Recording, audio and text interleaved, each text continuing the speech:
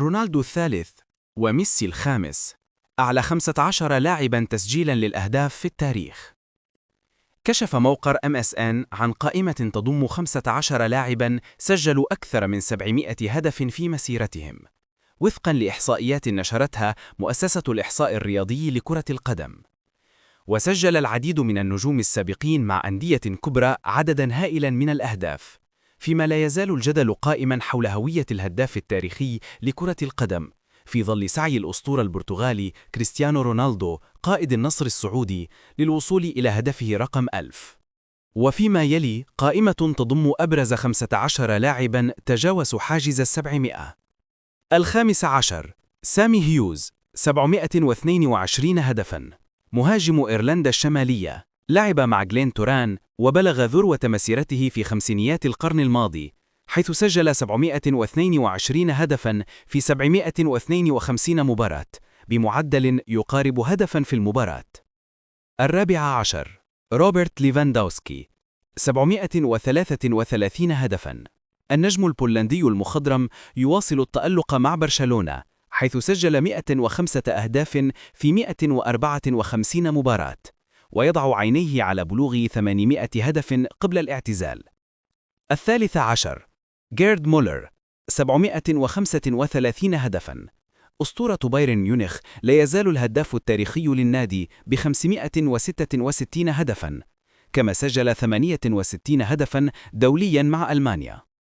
الثاني عشر، تومي لوتون، 749 هدفاً، مهاجم إنجلترا السابق، سجل معظم أهدافه مع إيفرتون، وبلغ إجمالي أهدافه 749 هدفاً في 831 مباراة بين 1936 و 1956.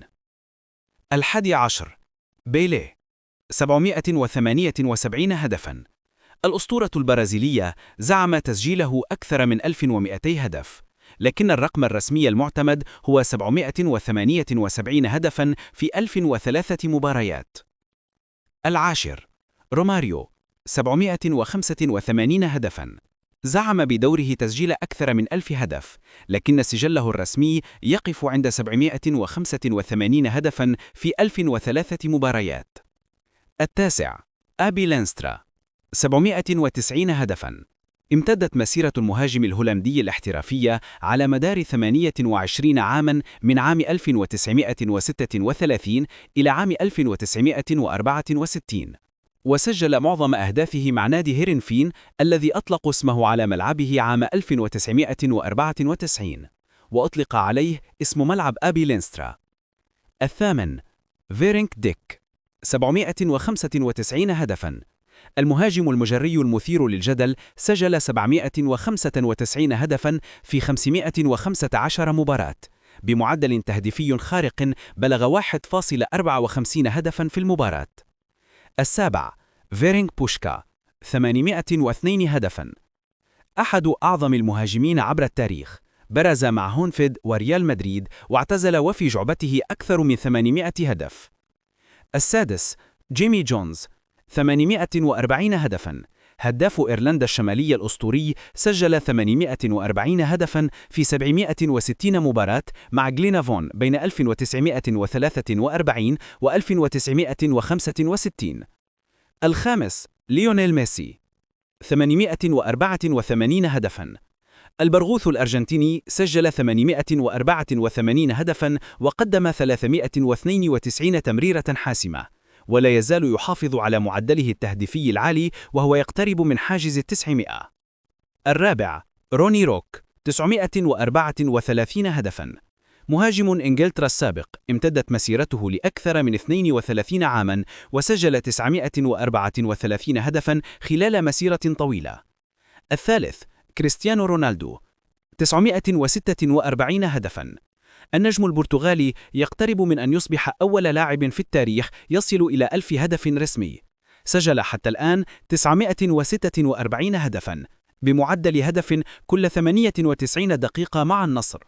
الثاني، جوزيف بيكان، 950 هدفاً، الجدل يحيط بحصيلته، لكن الاتحاد الدولي للرياضة والشباب يقدر أهدافه ب950 هدفاً في 624 مباراة، بمعدل 1.52 هدفاً للمباراة.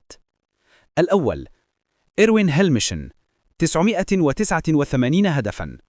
الهداف التاريخي لكرة القدم وفق الاتحاد الألماني ب989 هدفاً في 582 مباراة، معظمها في الدرجات الأدنى، لكنه يحمل أيضاً الرقم القياسي لعدد الهاتريك 14.